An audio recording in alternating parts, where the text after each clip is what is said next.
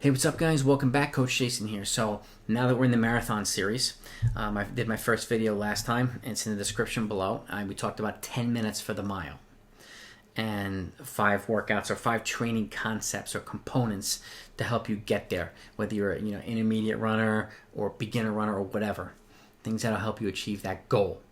We're going to work our way down to 9:30 per mile today. Now you're starting to approach 4 hours for the marathon. 9:30, and I'll show you here, it's about 4:09 for the marathon, and obviously 9 minutes will get you under 4 hours for the marathon, and that's going to be the next video. So if you're in that range, these videos I highly encourage you to watch these videos, and I highly encourage you to take a look at my training programs down below, because I have them all broken down in terms of fully detailed structured training for the marathon. So you see, and not only get an idea of what a fully detailed program looks like, and I have used these on athletes for the last 2 decades as a coach with success, with individualized components for every athlete, but you'll see how to implement, or you'll know how to implement, or it'll give you an idea how to implement some of this stuff within your own training program. Whether you're a coach or an athlete, doesn't matter. So you'll know how to incorporate this stuff. So, which will help you keep progressing, help your athletes keep progressing. But the more training content you have at your disposal, the better. That's one reason I'm doing this channel, because I want to share as much training information as I can and knowledge with as many folks in the running community as possible. So if you're a coach or an athlete, no matter where you are, share this with other people in the running community so that they can take advantage of it too. That's what my goal is about this channel, to serve as many folks in the running community as possible. And I don't care whether you're elite level or beginner's level, you deserve to have as much training content as possible. So, to help you get better. So, with that, let's get over here, okay? And we'll go over the whiteboard here, and we'll go over the... let's get that light glare out of here. All right. Here we go. 9:30 for the marathon, okay? 9:30 per mile for the marathon, which again is 4:09 for the mile. Spot on a running calculator. So, again, if you've seen the other video, these are consistent with the last video that I've done, but with pace adjustments, obviously. And then every couple of videos, you'll see new workout components and new options here. So you're going to have, dozens of workouts at your disposal for all your athletes. So keep watching this if this is stuff you're interested in. Okay. So again, hill sprints, an important component of building leg strength, and in return, speed development, leg power, which helps you become a more efficient runner. Particularly for half marathon and marathon races, where conserving your energy and being efficient is very important. Okay, and I say this in another video, it's not a 5K. You can't come back the next week and do it again. Marathon's a different beast. You have to be as precise as possible.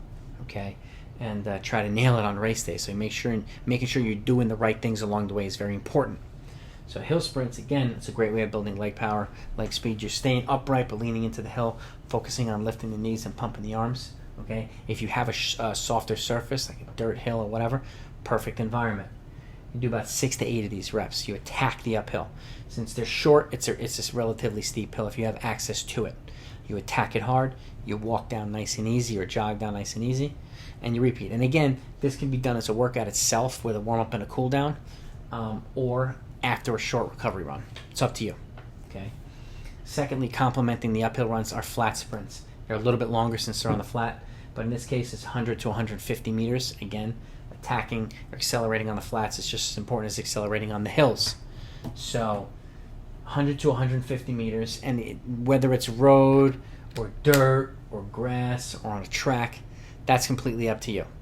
Okay, softer surfaces are ideal as long as the footing is safe. Okay, so you're not putting yourself at risk for rolling an ankle and stuff. 6 to 8 reps, just like here. But since they're on the flats, they're a little bit longer. You jog equal or walk equal back. And again, you can use this as a workout or do it after a short recovery run as well. So it's up to you.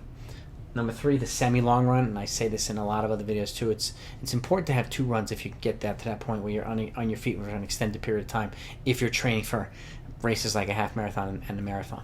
Okay, in this case, at this point, at about 9:30 per mile, you're building it up to about 8 or 9 miles. In some cases, a little bit longer.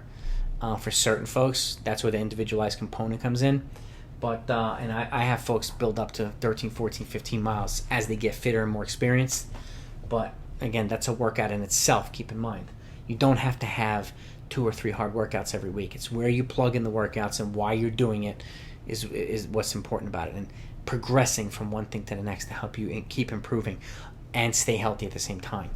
Okay, 8 to 9 miles, easy to progressive. So let's say you start at about 11 minutes and you work your way down to 9:30. Okay, that's a way of doing it.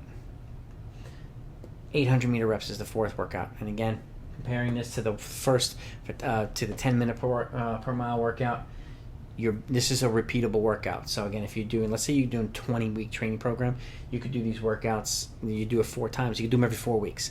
If you're doing it a 16-week training block, you do them every 3 weeks. If you're doing a 12-week training block, you do them every 2 weeks. Okay, but you do this workout 4 times. First time you do 4 of them, then 6 of them, then 8 of them, then 10 of them. Okay, and even at 10 of them, you're only doing 5 miles worth of accelerated running. But you take a 2-minute recovery, okay, and then you run them at 4:09 down to about 4:06. Not a big range, but the goal time for the marathon, let's say you're looking for 9:30 per mile, is the time you run the 800s in. Okay, and then you drop down a couple seconds. They're similar to Yasso 800s, so, but I like the progression component in this, and you're building into the goal paces. It's one way of progressing instead of doing a workout and having it be faster every time. This is another way you progress. And last but not least is the long run itself, one of the key or the most key component for marathon training, building towards 20 miles if you can. And if you're in a 12-week program, if you get to the 20-mile point, a 20-mile long run about 3 to 4 weeks out, that's good. You need to know what it feels like to be at 20 miles if you're training for the marathon. Absolutely. Okay? That's critical. If you're doing 16 weeks, maybe you can get to it twice. If you're doing 20 weeks, maybe you can get to it twice, maybe 3 times, depending on how experienced you are. But that's up to you, whether you're an athlete, or it's up to the coach, depending on who he or she is training.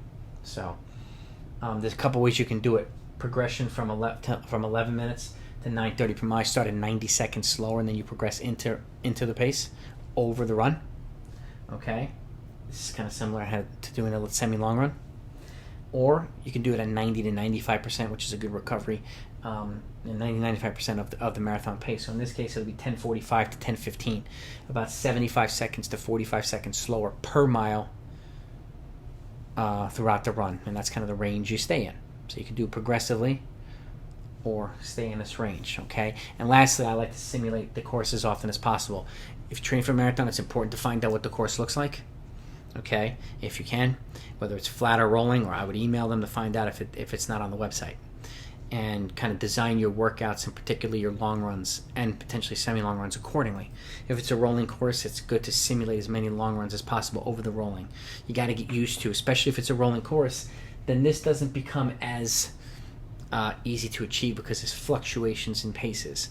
Where if it's a flat course, it's easy to lock into these paces. It's easy to do workouts like this at goal paces. Okay, flat running is much easier, but simulating long run not only helps you get used to fluctuating paces, but also doing a rolling long run helps build leg strength over time for courses that are flat as well. So you'll be prepared either way. And again, if you have the ability to do them in a park, grass, dirt, cross-country course, or whatever, take advantage of it. It's much more forgiving on the legs. So, and again, long runs complement speed development, which complements the workouts, they all complement each other in their own way. But they're all important components of training to help you get to levels like this, to help you get to 9 minutes per mile, and so on. So, and how you lay it out and how consistent you are, and doing the little things, whether it be strength training or sleep, nutrition, all those things come into play as well. So if you're going to train for the marathon, not only do I encourage you to incorporate things like this, but I encourage you to be as good on your body as possible. Treat it well. This isn't the 5K. You can't come back the following week and do it again. So as precise as you can be for marathon training, as disciplined as you can be for marathon training, I encourage you to be. Your body will thank you during, it will thank you after.